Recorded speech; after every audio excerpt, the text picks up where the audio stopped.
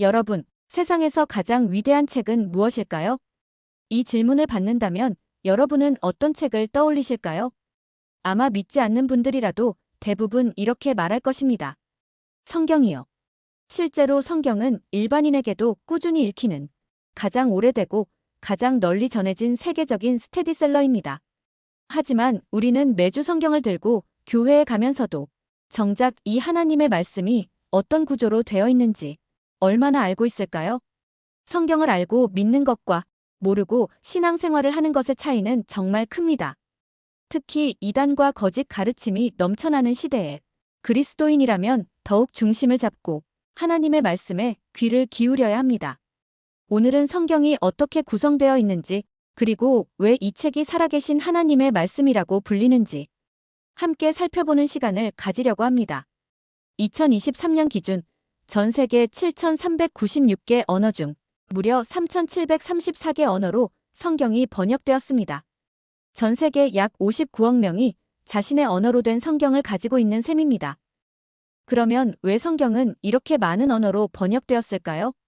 그 이유는 단순합니다. 성경은 사람을 변화시키는 능력이 있기 때문입니다. 성경을 읽는 개인은 삶이 변화되고 성경을 받아들인 민족은 역사가 달라졌습니다. 프랑스의 위대한 작가 빅토르 위고는 이렇게 말했습니다. 영국에는 두 권의 책이 있다. 하나는 성경이고 하나는 셰익스피어다. 그만큼 성경은 한 나라의 문화와 정신에도 심대한 영향을 끼친 책입니다. 그렇다면 성경은 어떻게 구성되어 있을까요? 성경은 한 권의 책이 아니라 66권의 작은 책들이 모여 이루어진 전집입니다. 이 66권은 약 40명이 넘는 저자가 히브리어, 아람어, 헬라어, 총 3개의 언어로 약 1600년 동안 기록해온 것입니다. 이 66권은 다시 구약 39권, 신약 27권 총 66권으로 구성되어 있습니다. 외우기 어렵다면 이렇게 기억하세요. 3927 구약 39권, 신약 27권. 원래 성경에는 장과 절이 없었습니다. 후대 사람들이 읽기 쉽게 하려고 장과 절로 나누어 놓은 것입니다. 그래서 지금의 성경은 총 1189장, 총 31,102절로 이루어져 있습니다. 평범한 사람이 매일 1시간씩 읽는다면 약 70일 정도면 일독이 가능합니다. 시간으로는 총 72시간 정도입니다. 3일 동안 잠 안 자고 읽으면 성경 일독이 가능하다.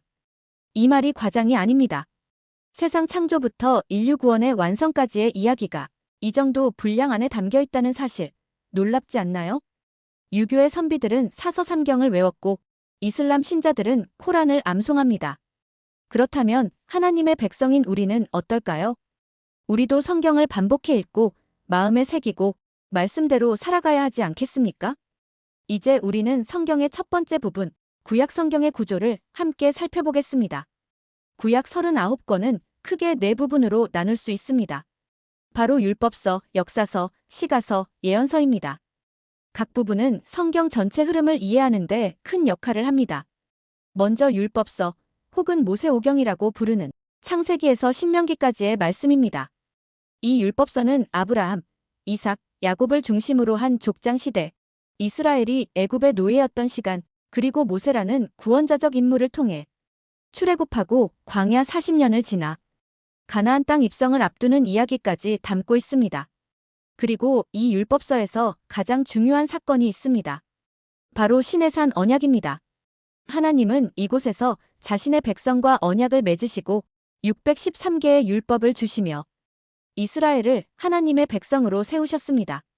이 율법은 예수님이 오시기 전까지 이스라엘 민족이 반드시 지켜야 할 하나님의 법이 되었습니다. 다음은 역사서입니다. 여호수아부터 에스더까지 이스라엘의 실제 역사적 여정이 생생하게 담겨 있습니다. 광야를 지나던 이스라엘은 여호수아의 인도로 약속의 땅 가나안에 들어가게 됩니다. 그 이후 약 400년의 사사시대가 이어지고 사무엘과 사울, 다윗, 솔로몬을 통해 통일 왕국 시대가 열립니다.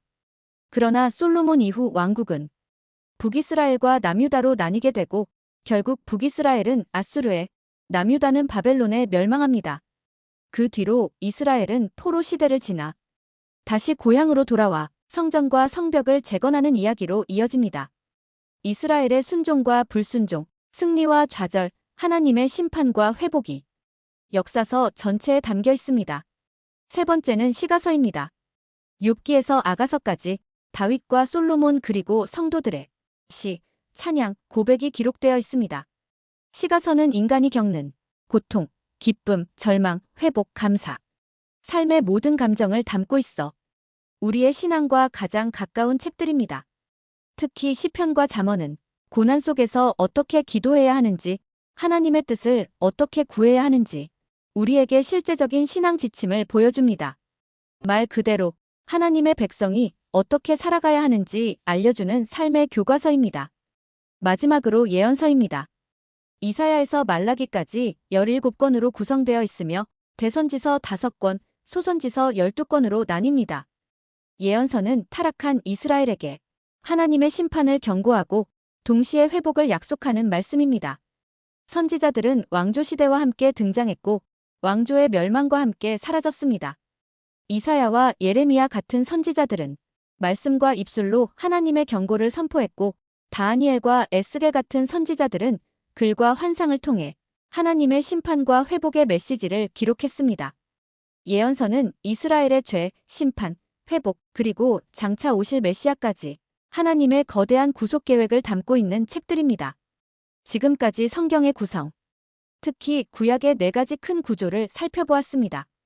앞으로 이 시리즈에서는 구약의 각 권을 한 권씩 깊이 있게 공부하며 그 책이 왜 기록되었는지, 어떤 메시지를 주는지, 오늘의 우리에게 어떤 의미가 있는지 차근차근 나누어 가겠습니다. 성경을 안다는 것은 신앙의 기초를 안다는 것입니다. 말씀의 큰 그림을 이해하면 신앙이 단단해지고 삶이 흔들리지 않게 됩니다. 여러분, 성경은 하나님께서 직접 우리에게 주신 사랑의 편지입니다. 읽을수록 우리를 새롭게 하고 듣는 순간 마음을 살리고 순종할 때 우리를 변화시키는 하나님의 생명의 말씀입니다. 다음 영상에서는 성경의 첫 번째 책, 창세기로 함께 들어가겠습니다. 말씀의 은혜가 여러분의 삶 가운데 늘 풍성하게 흘러가기를 축복합니다. 샬롬.